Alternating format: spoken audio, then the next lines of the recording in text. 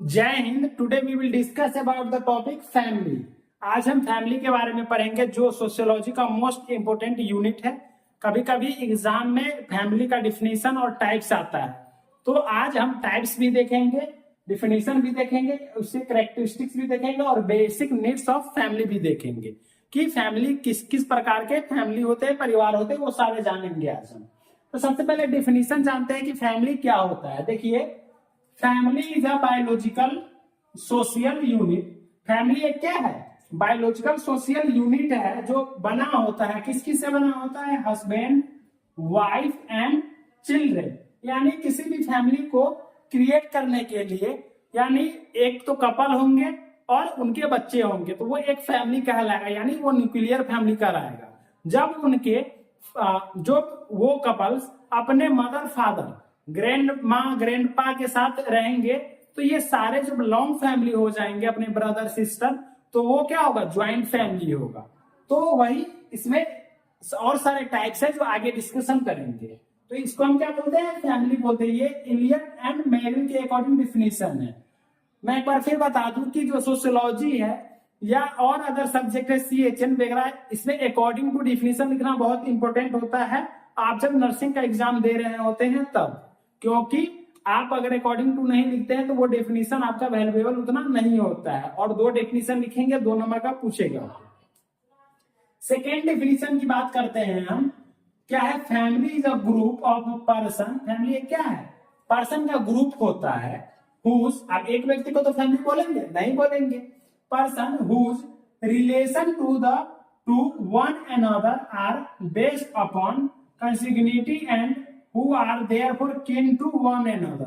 यानी सभी एक दूसरे के प्रति अपने जो भी होता है इंटरेक्शन वगैरह, जो भी इमोशंस वगैरह, सब कुछ शेयर करते हैं और सभी एक दूसरे के साथ मिलजुल कर रहते हैं, वही एक परिवार कहलाता है। अकॉर्डिंग टू ये किंग्सले और डेविस के अकॉर्डिंग ये डेफिनेशन है। यानी कि आपने फैमिली का 2 डेफिनेशन पढ़ा, जो दोनों मोस्ट इंपोर्टेंट डेफिनेशन है। अब हम बात करते हैं कैरेक्टरिस्टिक्स के बारे में कि क्या क्या कैरेक्टरिस्टिक्स होते हैं एक फैमिली के। फर्स्ट कैरेक्टरिस्टिक्स में जनरल फीचर्स है और ये डिस्टिंक्टिव फीचर्स में है। जनरल फीचर्स में देखिए क्या क्या है। मैटिंग रिलेशनशिप है, फॉर्म ऑफ मैरिज आएगा, सिस्टम ऑफ क्या है? नोमेनक्लेचर आएगा, इकोनॉमिक प्रोविजन आएगा, कॉमन हैबिचुएशन आएगा। तो ये सारे जनरल फीचर्स के अंदर आ जाते हैं। ये यूनिवर्सिटी आएंगे डिस्टिंक्टिव में, फॉर्मेटिव इन्फ्लुएंस आएंगे, इमोशनल बॉन्डिंग आएंगे, limited size, nuclear position, member and responsibilities रहेगा, सोशल रेगुलेशन रहेगा और permanent and temporary in nature. तो ये सारे क्या है? कैरेक्टरिस्टिक्स है फैमिली के। किसके कैरेक्टरिस्टिक्स है? फैमिली के कैरेक्टरिस्टिक्स है। अब एक फैमिली की क्या क्या बेसिक नीड्स होती है, यानी कि अपने जीवन व्यतीत करने के लिए किसी भी परिवार को किन किन चीजों की जरूरत होती है, किन किन चीजों की आवश्यकता होती है, ये देखते हैं। यानी पहला फूड, किसका? भोजन का। किसी भी परिवार को या किसी भी व्यक्ति को भोजन की आवश्यकता होती है। अगर भोजन नहीं रहेगा तो वो जीवित रहेगा? बिल्कुल नहीं रहेगा जीवित, क्योंकि भोजन हमारा क्या है? फर्स्ट नीड्स है, मुख्य स्रोत भी है। यानी उसके बाद वाटर, पानी। नहीं कहता है घर, कपड़ा, मकान, खाना क्यों जरूरी है? तो यही ये है। सेकेंड है वाटर। थर्ड है क्लोथिंग, यानी कपड़ा, कपड़ा पहनावा। जो पहले आदि मानव लोग थे वो भी अपने जो वस्त्र है खाल वगैरह पहन करके रह लेते थे, यानी पत्तों से बना करके ढकते थे, ढकने की कोशिश करते थे, क्योंकि उतना डेवलप नहीं हुआ था उस समय। लेकिन अब ज्यादा डेवलप होने के बाद लोग कपड़ा पहनते हैं। देन हाउसिंग, क्या है? हाउसिंग, घर रहना। किसी भी व्यक्ति के लिए एक घर होना चाहिए जिसमें वह सुरक्षित रह सके, जंगली जानवरों से बचकर रह सके, तो वो घर भी जरूरी होता है। देन गुड हेल्थ, अच्छा स्वास्थ्य। अब अच्छे स्वास्थ्य के लिए अच्छा खाना खाना पड़ेगा, अच्छे से जीवन व्यतीत करने के लिए अच्छा खाना पड़ेगा। लॉन्ग टर्म जीवन जिंदगी के लिए क्या करना पड़ेगा? अच्छा खाना पड़ेगा। तभी तो आपका जो स्वस्थ रहेगा वो सही रहेगा, आप हेल्दी रहेंगे, कोई डिजीज कंडीशन नहीं होगा, तो आप क्या लॉन्ग टर्म तक जीवित रहेंगे, सर्वाइव करेंगे। तो ये गुड हेल्थ भी रहना बहुत ही जरूरी है। देन यानी कि इसी में आ जाएगा एक्सरसाइज वगैरह आप करके रहिए, अपने बॉडी को फिट बना के रहिए, मेंटेन रहिए। ये नहीं कि खाए जा रहे हैं और भैंस की तरह मोटे हो गए फुल करके, तो ऐसा भी नहीं करना है। क्योंकि ज्यादातर अधिकतर जो मोटे लोग होते हैं उसमें बहुत सारे डिजीज कंडीशन एराइज होने लगते हैं। अब फिट रहेंगे तभी तो आपका बॉडी भी फिट रहेगा, हेल्दी रहेगा, पॉजिटिव थिंकिंग क्रिएट होगा।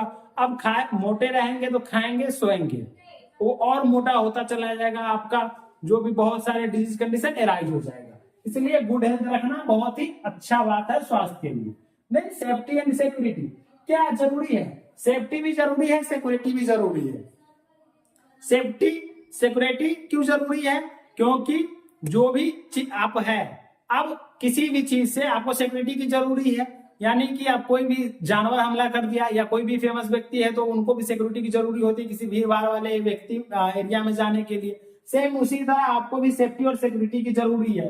ये नहीं कि सिर्फ ये धनी लोगों के लिए है सेफ्टी और सिक्योरिटी, ये हर उस पर्सन के लिए है जो इस पृथ्वी पर सर्वाइव कर रहे हैं, जीवन जिंदगी व्यतीत कर रहे हैं, गरीब हो या अमीर, सबके लिए सेफ्टी एंड सिक्योरिटी जरूरी है।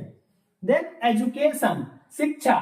शिक्षा शिक्षा कलम में एक ऐसा चीज है जो आपकी जीवन किस्मत हर कुछ बदल सकता है। जितना पैसा नहीं बदल सकता उससे ज्यादा एजुकेशन जरूरी है।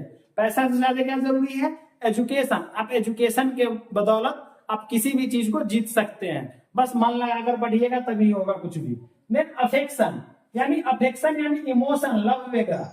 ये जो लव है यानी कि अपने परिवार से क्या प्रॉपर बॉन्डिंग, अपने समाज से प्रॉपर बॉन्डिंग, अच्छे व्यवहार रखेंगे तभी तो आपको अच्छा कहेगा।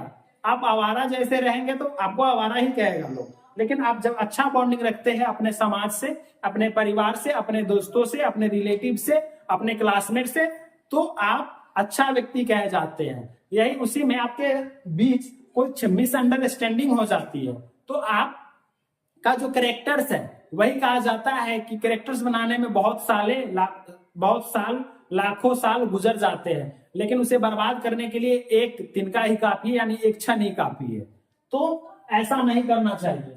Then communication, communication most important thing है। यानी कि जो कम्युनिकेशन है, वे ऑफ टॉकिंग है, वो किसी भी समाज के लिए मोस्ट इंपोर्टेंट है। अभी हाल फिलहाल में महाराष्ट्र में चल रहा है क्या भाई, कम्युनिकेशन वार छिड़ा हुआ है, भाषा की लड़ाई चल रही है। मराठी में है तो मराठी बोलो। मराठी मतलब कि जब पूरे भारत में सबसे ज्यादा हिंदी बोली जाती है, यानी 57%, कितना? यानी 57%, यानी पूरे नॉर्थ बिहार 57% लोग क्या हिंदी बोलते हैं। कितने? 57% लोग हिंदी बोलते हैं। उसके बाद सेकेंड नंबर पर आता है डायरेक्ट कौन आ जाता है? बांग्ला आ जाता है कि 9% अप्रोक्सीमेटली, माने कि 9-10 मान लीजिए, अभी 10% अप्रोक्सीमेटली कौन बोला भाषा बोला जाता है? बांग्ला भाषा बोला जाता है। बांग्ला के बाद क्या आता है? थर्ड नंबर पर मराठी आता है जो कि 1% बोला जाता है। तो भाई 1% वाले को कैसे राष्ट्रभाषा बना दिया जाएगा? तो ये ऐसा कभी नहीं हो सकता है, क्योंकि जो हिंदुस्तान है उसमें हिंदी भाषा पहले से ही प्रचलित है। अब हिंदी भाषा अगर मराठी में जाना है, अगर मराठी आप बोलने के लिए उकसाइएगा, तो अगर आप किसी अदर स्टेट में जाएंगे, जैसे कि आप एग्जांपल ले लीजिए बिहार यूपी का ही ले लीजिए, बिहार यूपी में जाएंगे तो क्या आपको हिंदी के साथ साथ और सारे भाषा भी बोलने पड़ेंगे, जैसे कि भोजपुरी बोला जाता है।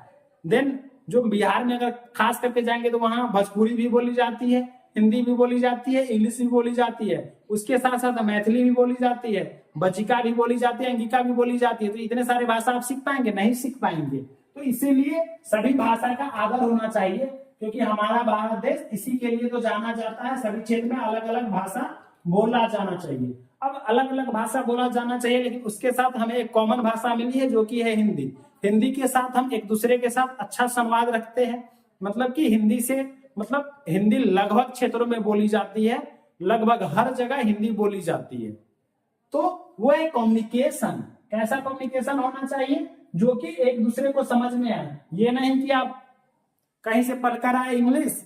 अब गांव में बहुत सारे ऐसे लोग होते हैं कि आपके सामने जो अगला है वो हिंदी में बात कर रहा है, तो आपको भी उसी लैंग्वेज में बात करना चाहिए जो कि वो समझे। नहीं कि आप अपना लेक्चर देने लगे, अपने आप को इंपोर्टेंस समझने लगे।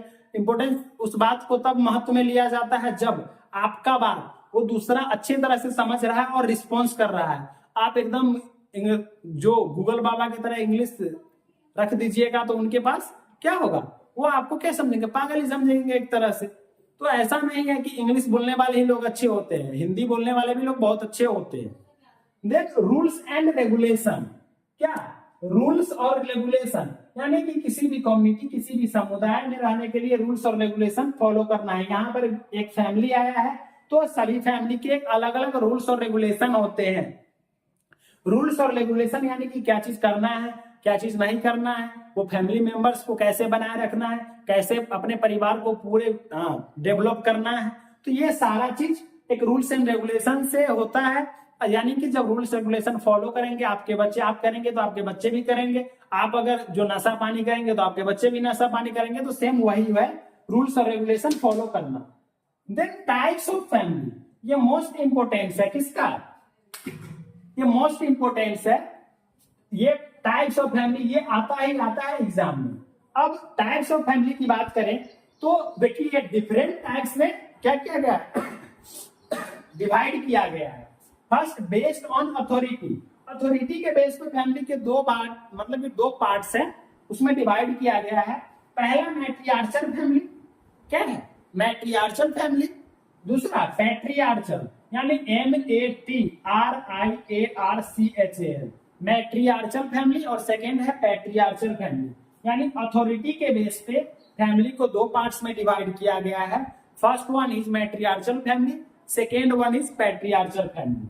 देन उसके बाद आता है बेस्ड ऑन मैरिज, मैरिज के बेस पे फैमिली को कितने पार्ट्स में डिवाइड किया गया है, मोनोगैमस फैमिली, क्या monogamous family, polygamous family, polyandrous family. तो यानी ये तीन पार्ट्स है on the basis of marriage. Authority के अकॉर्डिंग हम दो पार्ट्स पढ़े हैं, कौन पहला मैट्रियार्चल फैमिली, सेकेंड कौन पढ़े हैं पैट्रियार्चल फैमिली। लेकिन मैरिज के बेस पे तीन पार्ट्स में पढ़े हैं, जो कि पहला है मोनोगैमिक जो मोनोगैमस है, सेकेंड है पॉलीगैमस, थर्ड है क्या पॉलीएंड्रस। तो ये तीन पार्ट्स पढ़े हैं मैरिज के अकॉर्डिंग। देन एंसेस्ट्री के अकॉर्डिंग इसमें और सारे टाइप्स होते हैं, वो आप पढ़ भी सकते हैं नहीं भी पढ़ सकते हैं। Then based on ancestry, ancestor के अकॉर्डिंग हम दो भाग में डिवाइड करते हैं, मैट्रिलिनियल फैमिली, दूसरा क्या है पैट्रिलिनियल फैमिली। यानी कि एंसेस्टर के बेस पे एक मैट्रिलिनियल फैमिली है, दूसरा क्या है patrilineal family. Then based on residence, residence के बेस पे कितने पार्ट्स में डिवाइड किया गया है, दो मैट्रिलोकल फैमिली, दूसरा पैट्रिलोकल फैमिली। यानी रेसिडेंस के बेस पर दो, एंसेस्ट्री के बेस पर दो, एंड बेस्ड ऑन अथॉरिटी के जो है उसके अकॉर्डिंग भी दो। देन हम नेक्स्ट पढ़ेंगे साइज के अकॉर्डिंग, साइज के अकॉर्डिंग भी दो पार्ट्स में डिवाइड किया गया है। फर्स्ट है न्यूक्लियर फैमिली, सेकेंड है ज्वाइंट फैमिली। इसमें एक्सटेंडेड फैमिली भी आता है, वो आप लिख भी सकते हैं नहीं भी लिख सकते हैं। तो ये आपके टाइप्स है किसके, परिवार के। बस आपने परिवार जाना था, लेकिन आज हम परिवार के बहुत सारे टाइप्स बताए। यानी कि अथॉरिटी के बेस पे दो टाइप्स, मैट्रियार्चल, दूसरा पैट्रियार्चल।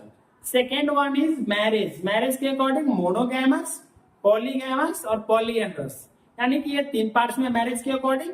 थर्ड वन इज किसके अकॉर्डिंग, जो रेसिडेंस है, यानी कि एंसेस्ट्री के पहले कर लीजिए मैट्रिलिनियल और पैट्रिलिनियल, यानी मैट्रिलिनियल और पैट्रिलिनियल किसके अकॉर्डिंग, रेसिडेंस के अकॉर्डिंग। देन सॉरी एंसेस्ट्री के अकॉर्डिंग, रेसिडेंस के अकॉर्डिंग मैट्रिलोकल एंड पैट्रिलोकल, किसके अकॉर्डिंग, रेसिडेंस के अकॉर्डिंग। और बेस्ड ऑन साइज न्यूक्लियर और ज्वाइंट और एक्सटेंडेड भी आप ऐड कर सकते हैं। अब इसके बाद अब इस सबको जानते हैं एक एक करके। क्या ये जो फैमिली पढ़े हैं आप, मैट्रियार्चल क्या होता है वो तो जानेंगे ना, कि मैट्रियार्चल फैमिली किसको बोलते हैं। जो मैट्रियार्चल फैमिली है वो किसको बोलते हैं, पैट्रियार्चल किसको बोलते हैं, मैट्रिलिनियल किसको बोलते हैं, पैट्रिलिनियल किसको बोलते हैं। तो ये सब जानना क्या है, इंपॉर्टेंट है एक तरह से।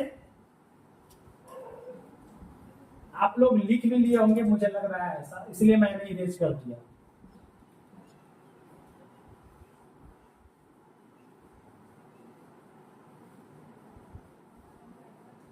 देखिए इसमें जो मैट्रिलिनियल है,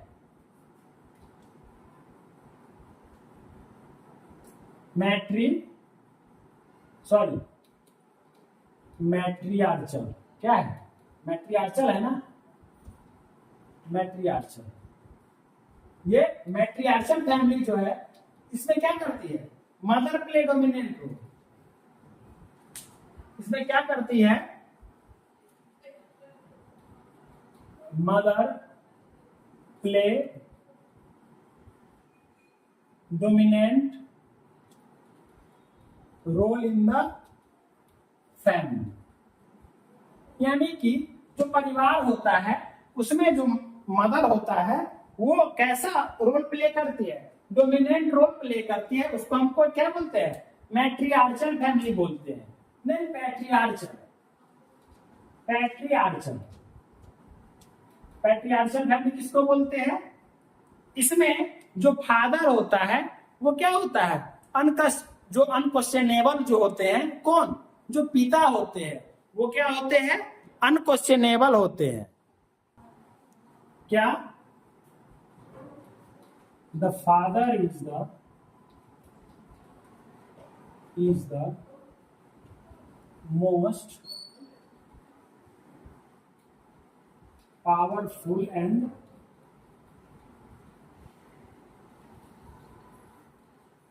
अनक्वेश्चनेबल क्या? अथॉरिटी। ये आप लोग साथ साथ देखते चलिए, हम इरेज भी करेंगे।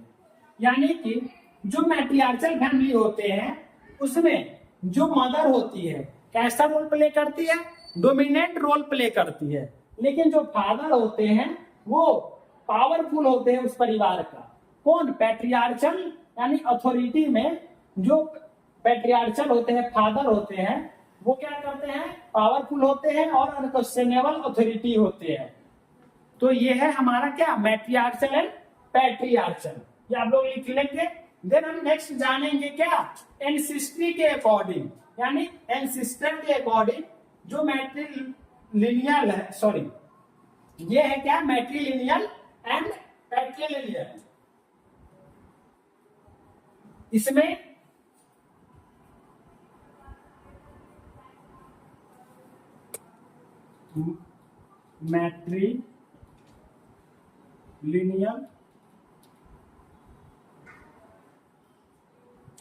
मैट्रिलिनियल में क्या होगा? Mother is the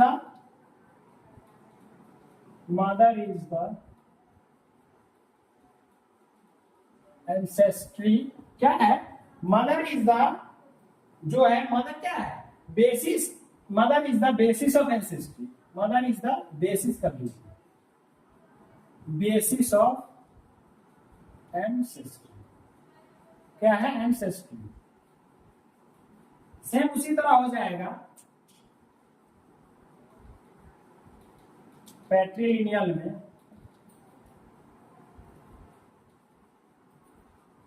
father is the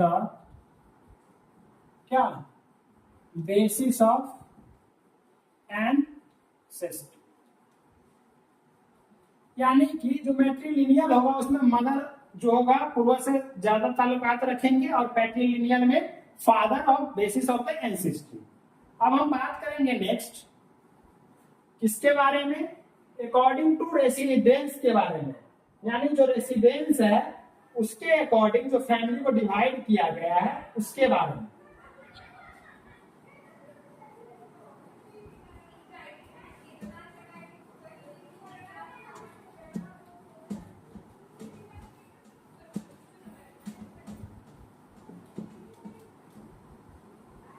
देखिए क्या है? पहला एंसेस्ट्री के अकॉर्डिंग मैट्रिलोकल।